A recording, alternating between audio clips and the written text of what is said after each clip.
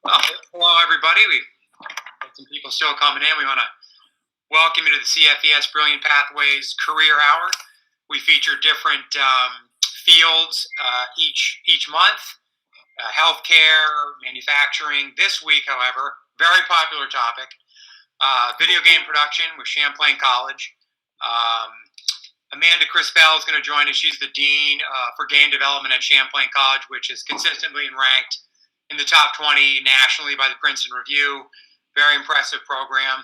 I'll let Amanda talk a little bit more about her pathway, but she is a veteran of the game industry for sure. Worked for, I feel like I have a couple fellow older colleagues here who will know Mattel, Lego, Leapfrog, Nickelodeon. She's worked for some of the largest out there, but she's also been really on point in terms of how this industry's moved forward. We're lucky enough to have three Champlain College alums with us today who are currently working in the industry. And I'm going to let my colleague Chris Mazzilla introduce them and have them. One of the things we like to do here is let our guests talk a little bit about their own pathway, how they got to where they are. I know there's a lot of students on here who think this is something I would absolutely love to do. Every classroom we go in, we're like, what's the most popular thing you want to do? And it's either be a pro athlete or work in game design. So they're going to give you the reality of that, but also pathways that you can take to get there. And I'll just add that this is part of National Computer Science Week. And I will now let Chris Mazzella take it over. He's our program director and STEM coordinator, and I'll let him introduce our alums. Welcome, everybody, and thanks for joining. I'm really excited about this week. Those of you who might have zoomed in on Friday, we had a guest speaker from NASA talking about robotics and all the jobs involved in NASA. And then today, we have a wonderful partner at Champlain College, and also three alumni who are going to talk about the ins and outs of game programming. Like John mentioned, we have a unique connection. Matt Letta, who has a background in game production, happens to be a former alumni of my school, Peru High School. And I watched Matt grow up, and I thought it was really cool to be able to reach out to him. And I appreciate your help getting us connected to Ryan and Chris. So I'm going to pass it over to you. If you guys could each give us some of your background, how you got into this industry, what kind of people or other interests put you on this path, and also talk a little bit about some of the STEM aspects that connected you to Champlain and the world of gaming. So Matt, if we can start with you and then you can just pass it on, that would be great. Yeah, absolutely. Hey everyone, how's it going? Like Mr. Mazzella said, my name's Matt. I grew up in Peru, New York, probably near a lot of you guys. And I guess my Champlain journey started not at Champlain, believe it or not. I graduated from Peru High School. I went to Plattsburgh State, right down the road, for probably 3 semesters. And I struggled a lot with, I guess, academic identity would be the word. Like, what am I know I was like 17, 18 in college, and they expect me to find out what I want to do for the rest of my life, which was a little earth-shattering to begin with. But it went from being a police officer to being a teacher to being a restaurant manager, and back and forth, and video games kind of wasn't on the menu, I guess, for me at the time. And then through a couple semesters at Plattsburgh, I started to not do the hottest academically, and then I shifted over to Clinton Community College, and that ended up being the best decision of my life, which was finding sports again there, finding Clinton, and more importantly, finding Champlain College through networking. I guess I kind of was like laying in bed one night, and I was like, what do I want to do? Like, what do I want to do with like my career, with my college time, and with, honestly, at the end of the day, with my money, with where it's going for college. And I did some research, and I found Champlain College, and then the next day I was on the phone talking to administration at Champlain and figuring out what I needed to do with my time at Clinton Community to transition well over to Champlain. So then after that, I found Champlain. I found Ryan and Chris, and the rest is history. Graduated with a pretty nice degree from Champlain College. But it's my little story. Maybe a little long-winded, but I'll pass it to Ryan if he wants to go next. Okay, so my story is way, like a million times different, as you'd expect. So I've been making games. I don't know the exact number of years, but probably for like 15 years now. I'm 26. So I started when I was very young. I got in through, so I've known I wanted to be like a game developer since like middle school, maybe earlier than that. I was trying to play Maple Story and RuneScape on my old computer from in like 1999 or like 2004 or something. And I tried to install it, and I didn't have enough like hard drive space, and that's when I knew that I wanted to be a game developer. Is when I tried to figure out how to get this video game to fit onto my computer, and I spent like 4 weeks trying to get Maple Story to run. But yeah, since then, it's been basically I started an RPG maker. I made like anime games, like RPGs. I got somewhat famous in that community for a little while, but I didn't know how to program. Then I started realizing, yeah, RPGs are fun, but like I want to be able to make all sorts of other stuff. So I got into Game Maker, and I found Game Maker, and I spent like 4 years trying to learn how to program before YouTube could teach you in like 20 minutes like it can now. And then like I moved a whole bunch. I'm Caribbean, so I'm from Trinidad, and I moved here when I was really young. I lived in New Jersey for a while, and then I moved somewhere out of New Jersey, and then I moved to Maryland. And while I was in Maryland, my friends back from home in New Jersey were like, "Yo, you hear about this college in Vermont, Champlain College?" It's like, because I had friends who wanted to be game developers as well, and I was like, "Where is Vermont?" So like I literally have before I went to Champlain, I had no idea where Vermont was.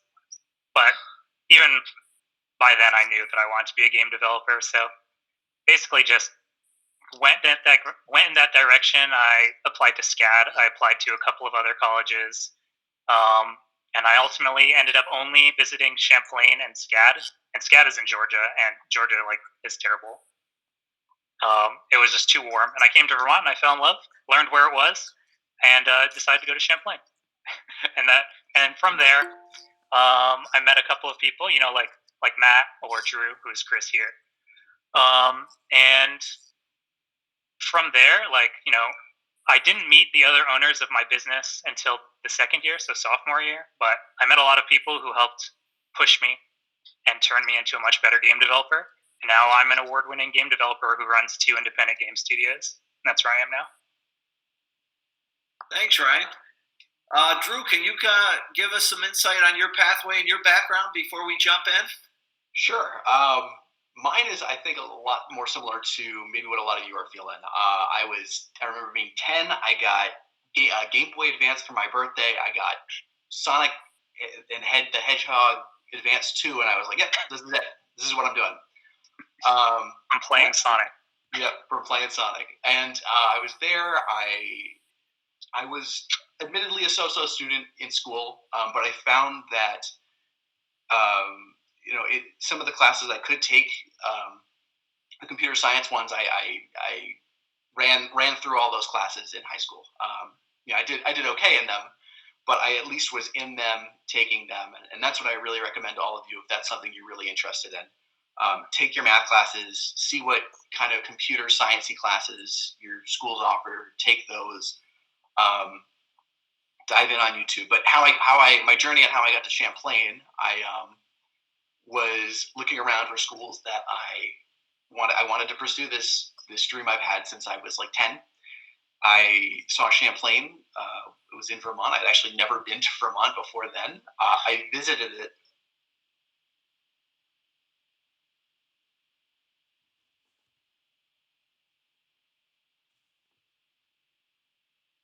Amazing. They gave, alumni just like this gave presentations about projects they were working on. I'm like, that's awesome. To be a student and making video games, like that's your homework. I'll do that. Yeah. So that's kind of what I fell in love with, and that's what landed me at Champlain. I think that's awesome.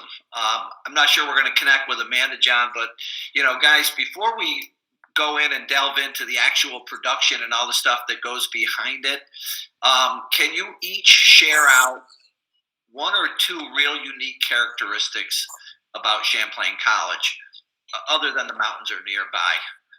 You can ski. Just to give our kids some insights as a small school that may not have been on their radar, and it certainly wasn't on yours initially.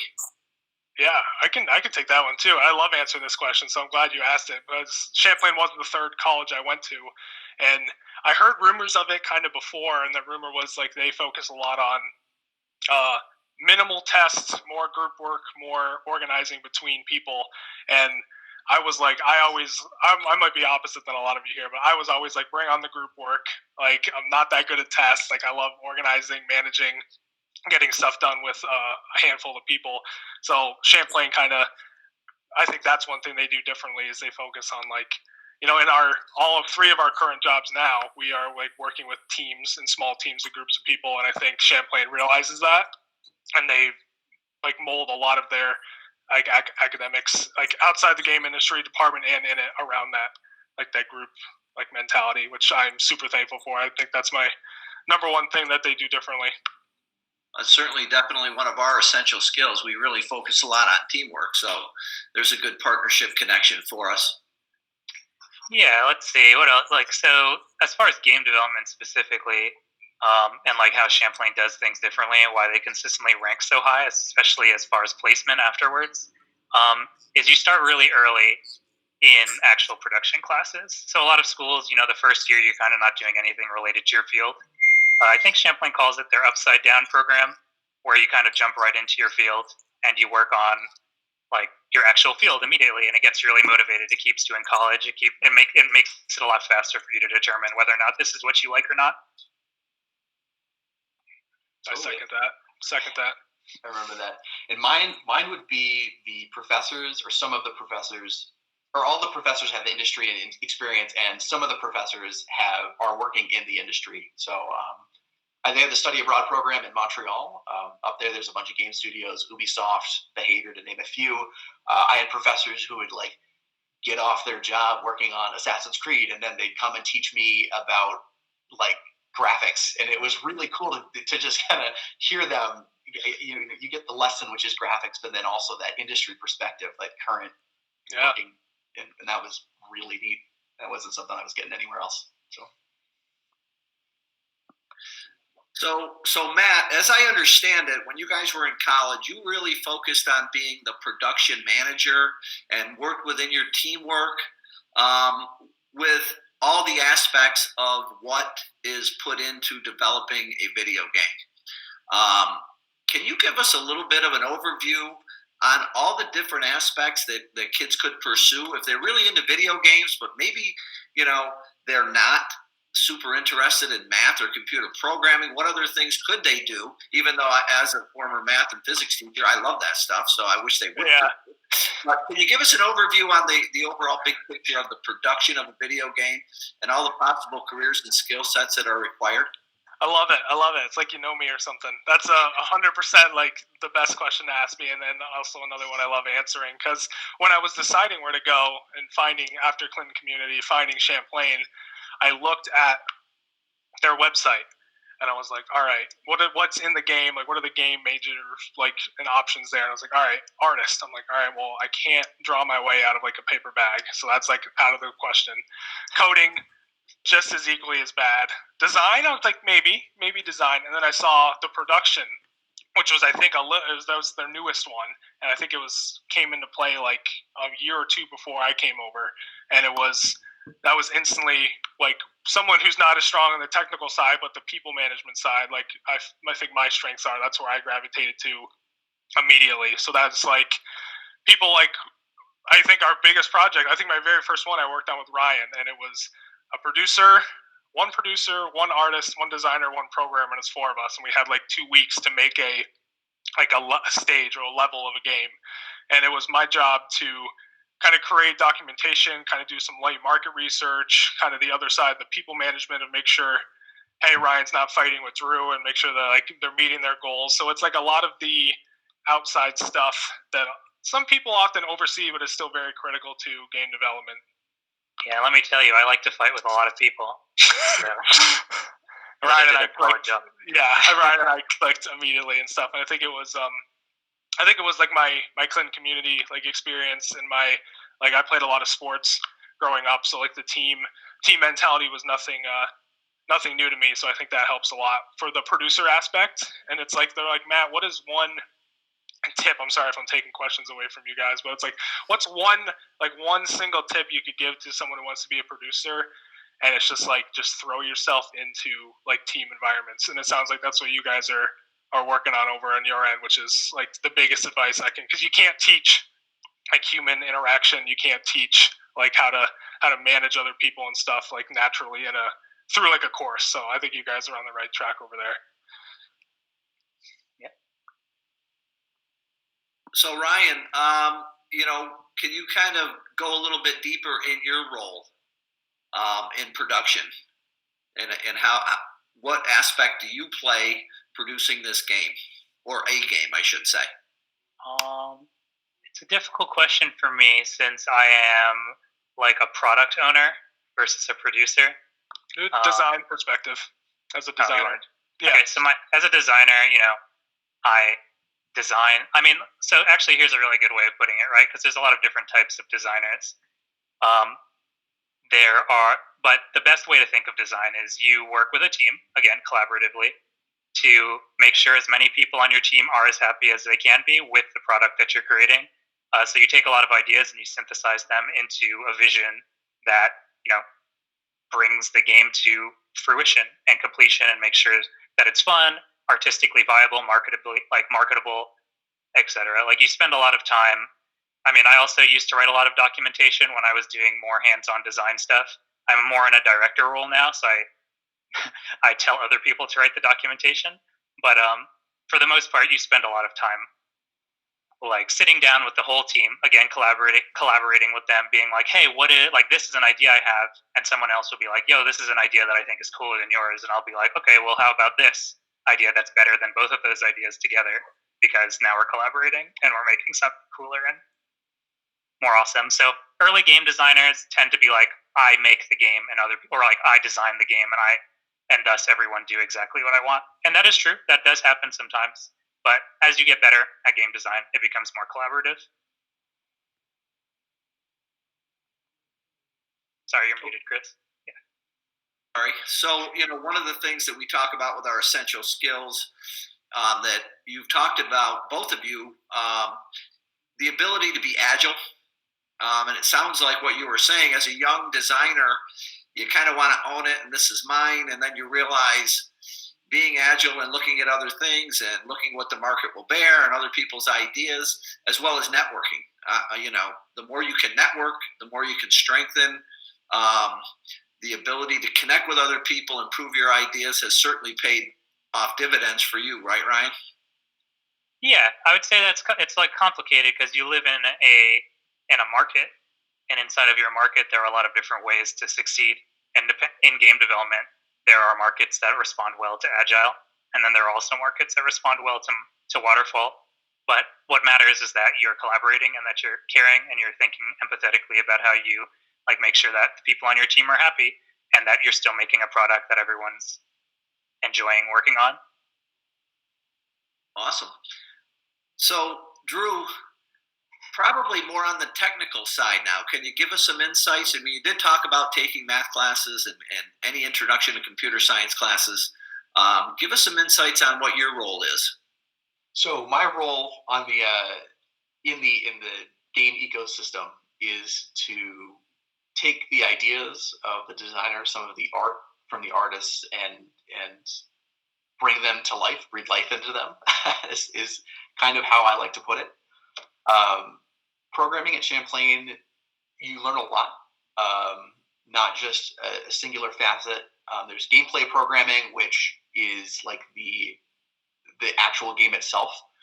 Then there is like networking programming. That's connecting two machines together so you can play over a network. There's a lot that goes into that. It's its own field. There is tool programming, which I personally find really interesting. Tool programming is making tools for your designers and artists to add content to the game. A lot of this, I think a lot of my passion falls down to algorithm creation, and that's something they teach really well at Champlain. And just as a note for like if you want to be a game programmer, learn your algorithms. They translate outside of the game field too, which is really useful. So you can have that flexibility, and I would say that is definitely kind of, there's some agility there with learn the lesson, not just what they're teaching you. That's some of my big takeaways for just like programming in general, or learning programming in general. So yeah, I hope I answered the question. What I find fascinating about, obviously I'm a team sport person myself. I was a basketball coach. I played college basketball, and I love the concept of team, and I love the way that the industry has to take multiple talents to produce, the video game and all the work behind it, and it takes so many skills. And unfortunately, we don't have an artist on our call. But if you guys could talk about what your experiences working with your artists, and anybody can take this, because what I love about STEM, and when I was a principal, I called it STEAM, because it wasn't just science, technology, math. There had to be an art component. There had to be that liberal arts, that person who could be very creative. How did you guys work with your artists? How do you work with your artists in your development? I think that it really falls into the same or a similar category as design. It's just, it's another field. A lot of the time that you work with artists, you are working with like heavily visual people. But that doesn't necessarily mean that they're just a person on your team who just creates the beautiful visuals that you're asking for. They're a member of your community, and there's someone who has ideas. Like every person can be a designer, programmers, producers, designers. The only reason you give them roles is because you have someone who takes ownership of that and responsibility over that field. But every person is important to the creation of a video game. As far as art, the field of art is super vast. What my artists tend to do is they will often take designs like sketches and stuff, or mock-ups or wireframes that a designer will create, and they will turn those into the visuals that you see in the final game. But oftentimes those visuals will then be handed off to a programmer who implements them. Sometimes an artist can implement them as well. Other stuff that artists do, though, is they'll sit down with the whole team, mainly with the designer, and sometimes with the programmer, to try and figure out the visual style of your product. And that takes a lot more time than it seems. Like it usually takes like 7 or 8 months for a game before you even get started working on it. When it comes to like my experiences, is usually you just sit down with the artist passively for several months before a game even starts, and you just sit down and you like throw a bunch of stuff at the wall. You decide, what is it that we actually want to be creating? Why, how does this art evoke that mood? What are these color palettes like?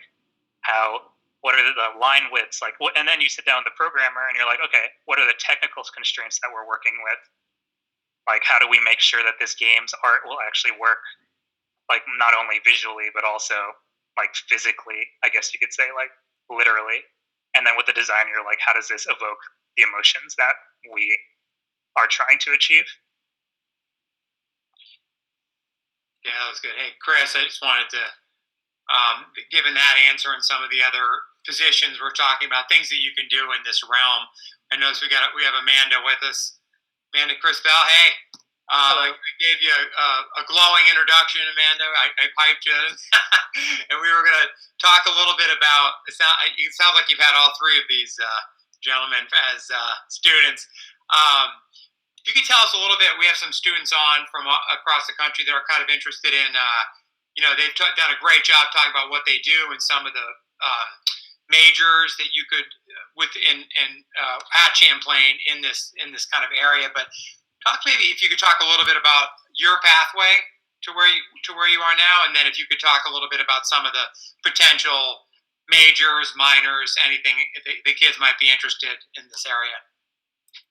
Yeah, so my pathway here is a lot different because way back in the day when I went to school in the Stone Ages, we didn't have programs in games.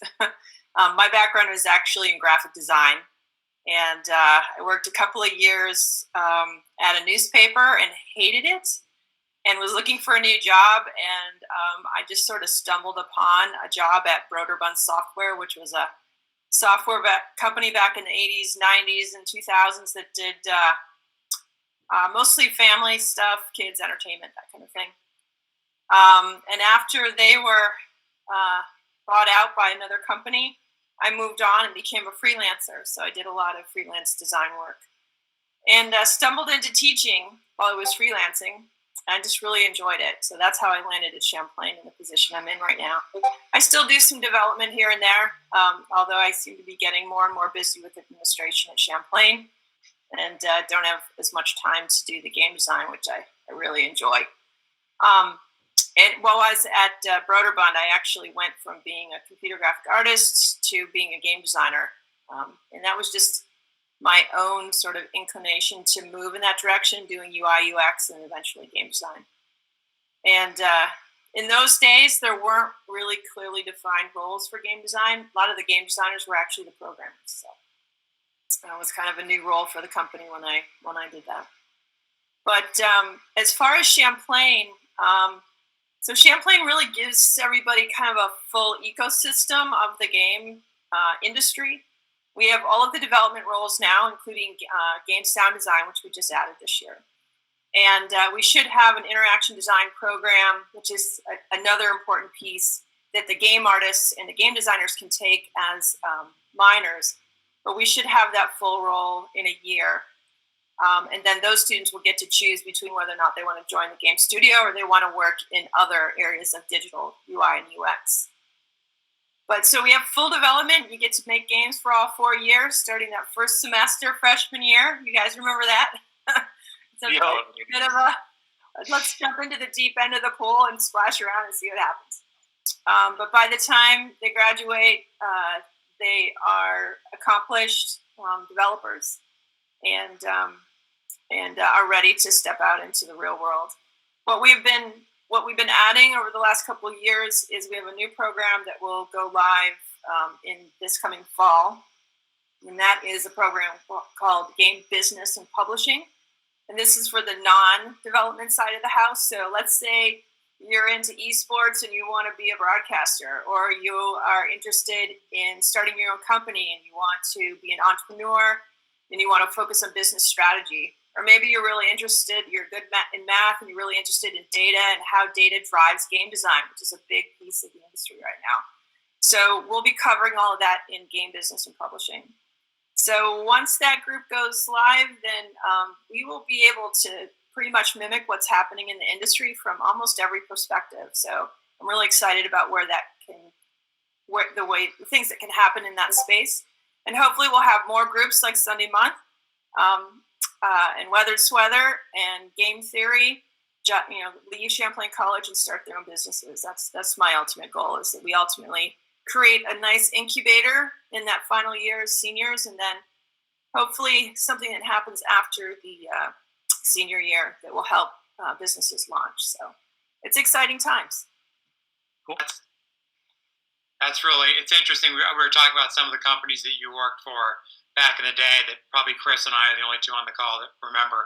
Mattel, Lego, some of the old, and it's amazing how it's changed over the years. And it does sound like you all have just kept up with those changes, and where it's headed now, it seems like you're looking ahead even to where that might be. If you were to talk to our students, our high school kids that are thinking, I got a couple years left in high school, I want to prepare for this pathway, and when I get there, kind of where it might be heading now? Yeah, so, it depends on whether or not, what side of the house you want to be on. If you want to be a developer, then my strongest suggestion is to start making things. And they don't have to be games, but participate in that making process, like in your maker space at school. If you're making your own board games or you're making videos or whatever it is, but get into that space where you like to create and express yourself. And the other thing about the game industry is it's just really multifaceted. So actually paying attention to some of those things in school that might be boring, like history or mathematics, those are all important things because the game industry, as you just noted, it constantly changes. And so people have to be really good at making those shifts. They have to be lifelong learners. So you've got to have that kind of drive in you to want to know what's new. But playing around with technology, or even for our game artists, we really look for people who have a really strong background in fine arts, have done a lot of drawing and painting. That's actually part of the portfolio process. Game designers, they need to have a little bit of everything. It doesn't hurt to have a little programming. It doesn't hurt to have some good foundation in mathematics. Game programmers, I would say definitely a good foundation in mathematics. And if they have an opportunity to do some programming or scripting, or even things like Alice or any visual scripting languages, all of those are really good. We look for, when we're recruiting, we look for leadership opportunities that students have had, like if they started a club, or they part of the Boy Scouts, are they in a group in their community, are they leadership minded, are they community minded. And good writing skills are also important, because you've got to be a good communicator. Learning to interact with other people, your interpersonal communication, but also your written skills, your ability to give a presentation. Those are all really important things to think about. So I would say it's kind of a hard thing to say, but in games, we want to be pretty well-rounded. So being academically strong is definitely to your benefit. Yeah, I would add on to that, just about academically strong. It really just boils down to trying to stay organized. Like a big part of being a game developer is organizing, because you're working with so many people and just communicating and organizing your stuff. Anybody on our panel, I'd like you to take this question. How have esports and the competition through the development of that impacted, the applications at Champlain, and/or have there been other areas where you guys have been able to involve yourself with esports? Because they're becoming a recognized athletic opportunity for many kids who may not have the greatest hand-eye coordination or be able to play on a baseball team, but this is a niche for them. Can you expand on that a little bit, please? So all I can tell you about esports, since I don't really play anymore, I mean, I used to play Halo 3 semi-professionally, which just means that I made money and was on a team. So I used to enjoy that field a lot, but that was like before the whole esports boom. And since then, I basically don't play video games because I'm too busy. But the biggest thing I can say is that it's a huge community builder, like a huge community builder. And so like that includes like in my team, like for my business, for whatever, like speed running, like esports, all of these things just give people things to talk about.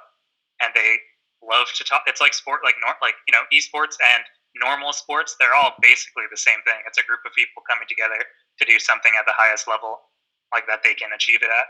And I think it's a great movement for game development and a great movement for game players. And it just expands the market.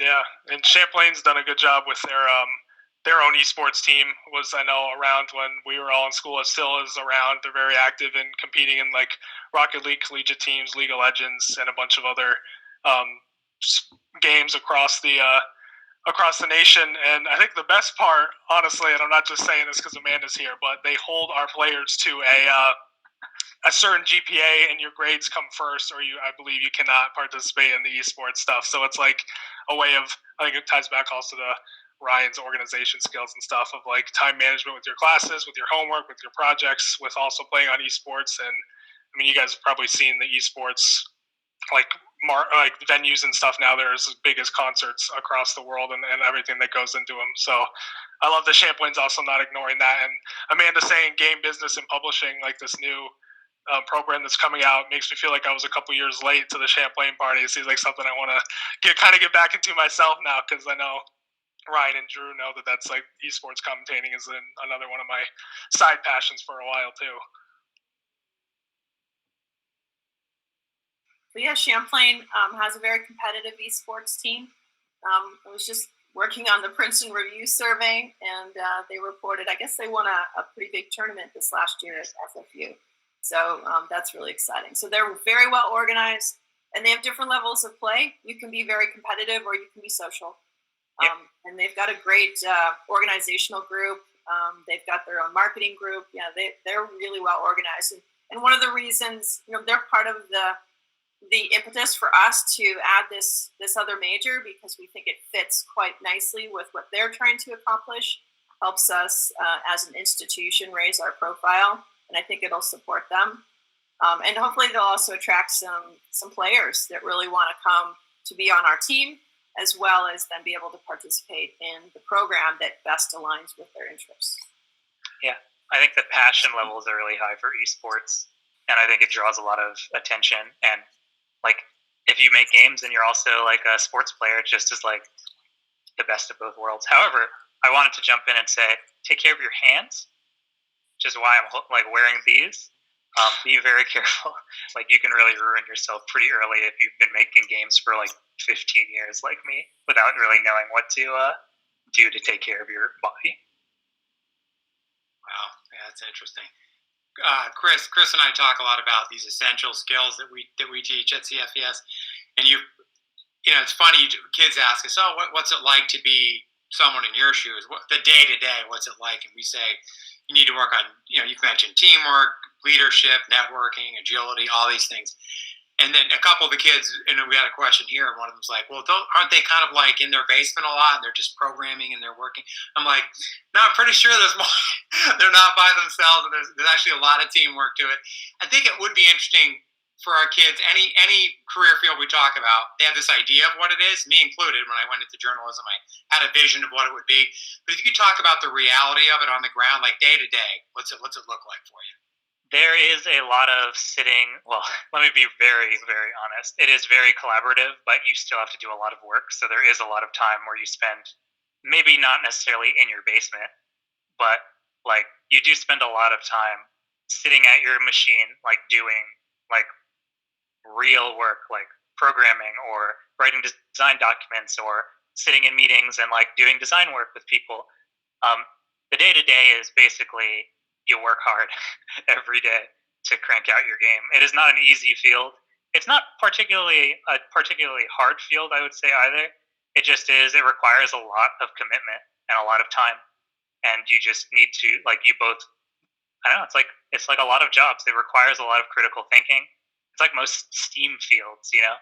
Like, it requires a lot of critical thinking. You spend a lot of time making changes on your feet.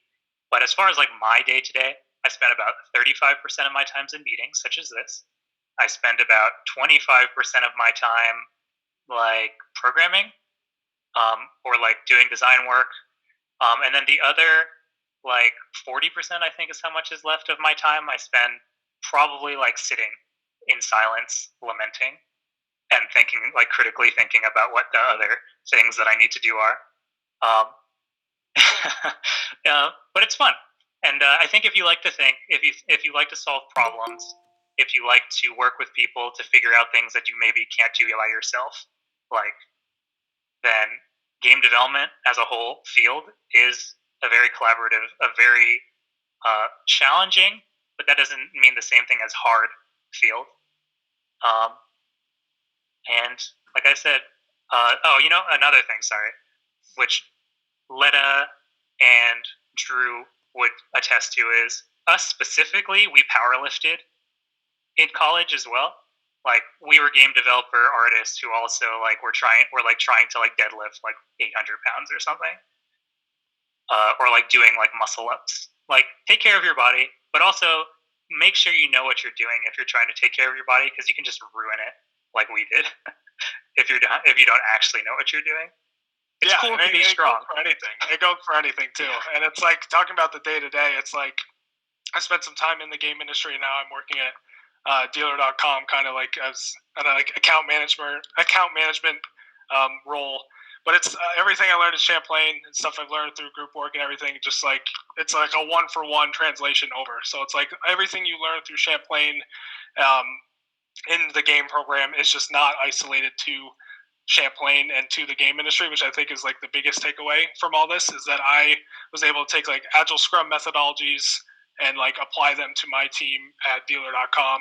I had to work with my immediate team. I have to work with like Drew's engineers. I got to work with like compliance, implementation when new sites launch. So it's like keeping my immediate team organized while putting feelers out to like 6 other different teams to meet a deadline, making sure everything's while managing a client relationship and stuff. It's all stuff I learned how to do at Champlain. So it's awesome that they keep the the bigger like scope in mind to push us outside of, if we don't land in the game industry or choose not to, you're not just with like a video game major and no other skills outside of it. So I really appreciate Amanda's team and all of Champlain for that too. Totally. Oh, yeah. And just to follow up on that, I mean, every day I'm using the Agile method. Agile is a software development methodology, and as well as something that you teach here is the concepts are the same. Is being ready to think on your feet and pivot and take in work. I use that every day. Communication. I'm constantly talking to my teammates. It's a little weird now because I'm working from home. This isn't an office, but I'm constantly communicating with my team members, with members from other teams, just learning and coding and just getting the work done. I think another big part is something I want to touch on is mental health. Ryan talked about physical health, taking care of your mental health, very important. So one thing I find that is great is taking like a 15-minute break every hour and a half or so, just away from my computer to rest my eyes, think about something different. It goes a long way doing that, and it will prevent burnout, which is, I think, in any software, any industry, burnout is always prevalent. So finding those ways to help yourself not get burned out is very important. Yeah, and a big part of that works for me and has worked for a lot of people that I know is making sure to dedicate time to doing physical activities that aren't sitting at your computer, whether that's going for a walk around the block if you can, because depending on where you live, it might not be possible right now. Or, just going into your living room or going into a room without any computers or without any technology and doing something like that isn't typing. And like right now, a lot of communication takes place at your computer as well. So it can be really difficult to get away from your computers, which can loop you right back into that mental health struggle. And it can be pretty bad. So it's very important to take it very seriously. Emotional health, mental health, they're really critical to any art field. And since game development, at least from my side of the aisle, as a game developer, is primarily an art field with programming and whatnot attached, it's really important to make sure you know how you're feeling. Yeah, Chris, and if we have maybe 4 or 5 minutes here left, I think that's really interesting. Some of the majors that our students have, they think they're kind of narrow, and that if they don't get a job in that field, they'll never work anywhere. It is interesting that all the skills, like Amanda and you all have talked about, that it's transferable to other industries, which is, I think, really important. Obviously the dream is to work in that industry, and hopefully they all do. But if you don't, these other essential skills, again, Chris, that I think really help one to navigate other industries if they need to. Amanda, one thing I'm really curious. So we have a lot of students ask us about this major all the time, and tell us a little bit. The industry sounds hot. Is it a good one to get into now? And is that obviously, if a kid's thinking, I want to do this, is the reality of that they could probably find a job, no problem, kind of it's sort of tough. And then if it doesn't work out, like Matt said, there's a lot of other options that are, kind of cousins, if you will, of it. So I would like to emphasize the point that the skills that you learn when you're making games are very transferable. We've had students last year who went into aerospace, instead of the game industry. We've had them go into like 3D modeling for retail or for medical simulation. And then all of these skills, that what we call the soft skills, your ability to communicate people, to take care of yourself, to self-direct, to stay organized. Those are all integral to the process that we need. Those skills that we need for the processes that we follow, and they're completely transferable. Is the game industry a healthy one? Absolutely. It seems fairly resistant. Like when we were in the recession, it did well. We're in the middle of a pandemic. It's doing well. Guess what? People are at home playing games. So it is a very healthy industry. We had healthy employment last year. Our grads are hovering each year around 75% of those that graduate are working in a job related to their graduation field. In other words, we're not counting people that went to GameStop or working as a barista at Starbucks. They're really applying what they've learned to their employment. So those are pretty good statistics, and it's a healthy industry. And then when you look at everything around it, like the serious game space, games for health or games for science or simulation is a space that's growing on immensely. There's just a lot. If you graduate from a game program, there's just a lot of places you can find employment. And there's also different lifestyles, right? So if the lifestyle of the entertainment game industry is very different than the lifestyle of, say, working in science and simulation. Different rhythms, different places where those jobs are located. So there are lots of options. I'd say it's a very healthy career path, even if it's just your jumping off point. We do have, Amanda, thank you for that. We do have a couple of questions kind of close things out. We only have a couple of minutes. We have one student who was stating that they've done some very simple programming and would like to know what their next step should be. So I'm thinking maybe we can throw this one at Drew. Yeah. If you can talk about that a little bit. Thank you. I saw this question and I've been noodling on it. I think depending on what you're comfortable with, there's two things. Looking at some simple projects. On YouTube, there are tons of resources that give you project ideas. Don't be afraid to copy an idea straight out. I mean, don't copy the code, but take the idea and be like, how would I do this with what I know? Apply that.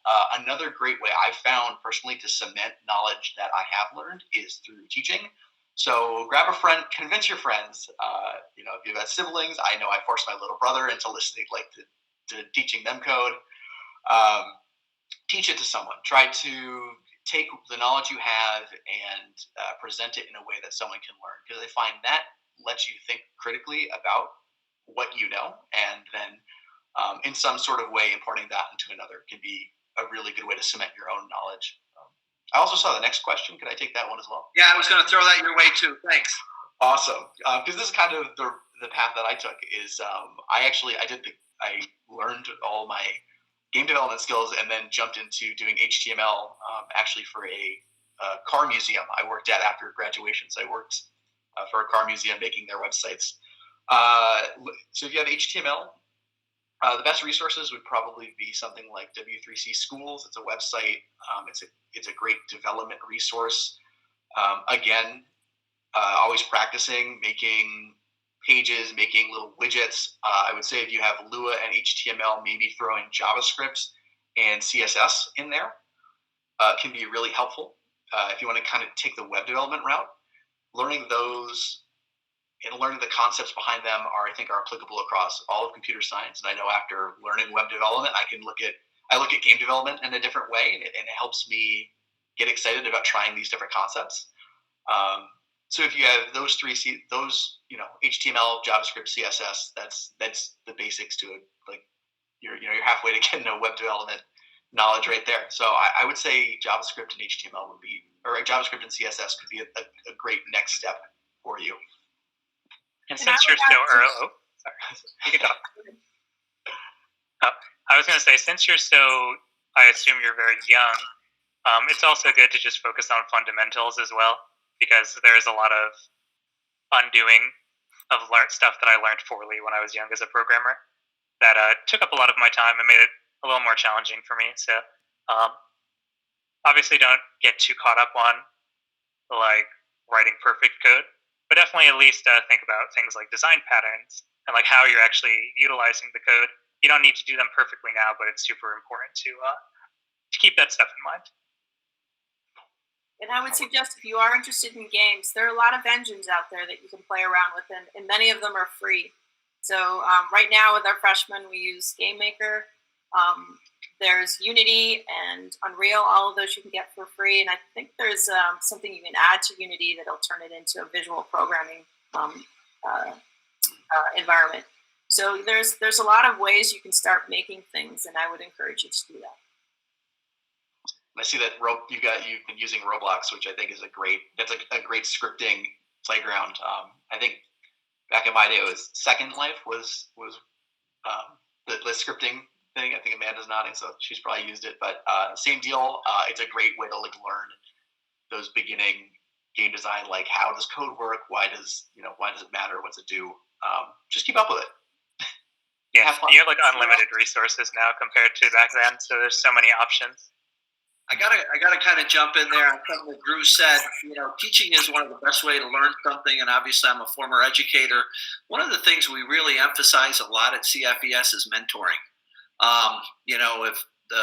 If you have the opportunity to go and teach a younger student, we are doing a big promotion this week on the Hour of Code, as we stated at the beginning of our program. It's National Computer Science Week. Take that opportunity, encourage some younger students or your peers to do Hour of Code. Maybe you could form your own little mentoring community within your schools and continue to pursue careers in, game programming, computer science, or whatever it happens to be. That was the insights that we learned today are awesome for our students. And Chris, in that same vein, I just want to other opportunities. Amanda's really helped us a lot. We've had Beekman Town's gone and visited up to Champlain, and they've had some other things that have gone on that these kids are in awe. They've never they go there and they see all that's there, and they just think it's the most amazing thing. And Amanda, is there any other opportunities? There was like senior projects, I believe, at one point. Kids could come and see that. Right. So on our website, which is gamestudio.champlain.edu, which I'll put in the chat.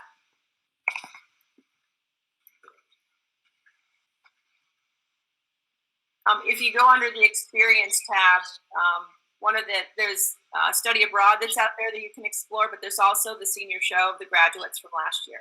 So it's all video. You can watch the whole senior show as it was broadcast last year. This year we'll have a similar broadcast, and I can share those dates with you, John, if any of the students want to tune in, because we stream it live on Twitch. And then all of the graduates have their portfolios up. Well, they have sort of a mini portfolio out there, and you can actually click a link that'll take them to their actual portfolio. So there's a lot of material on that website to explore about games and making games and about our students. Awesome. Thanks. Yeah, these opportunities are fantastic. Chris, any of the panelists, we should probably wrap it up here. Is there any parting words anybody has? Or you really covered a lot, and we totally appreciate it. Well, thanks for having us. Chris and John, if you have my permission to use my email to shoot out to students if they have any questions or stuff, or I can reply back to our email thread with my LinkedIn. I don't know if these guys have LinkedIns yet and stuff. So if however they want to reach me, yeah, I'm definitely an open book to answer questions on my end.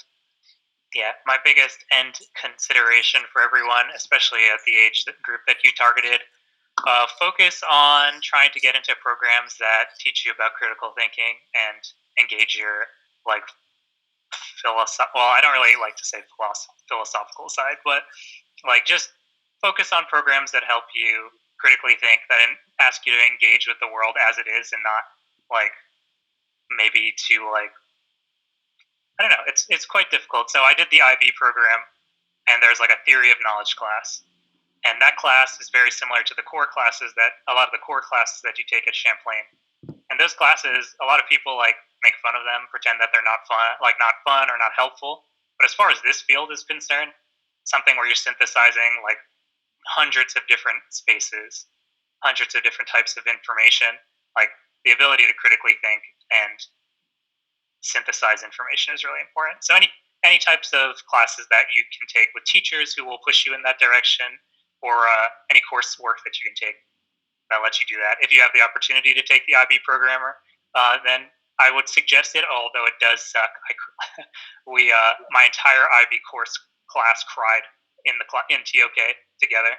So it's not necessarily a great program, but it did give me a lot of skills that were helpful for the game development field. And soft skills too. Soft skills.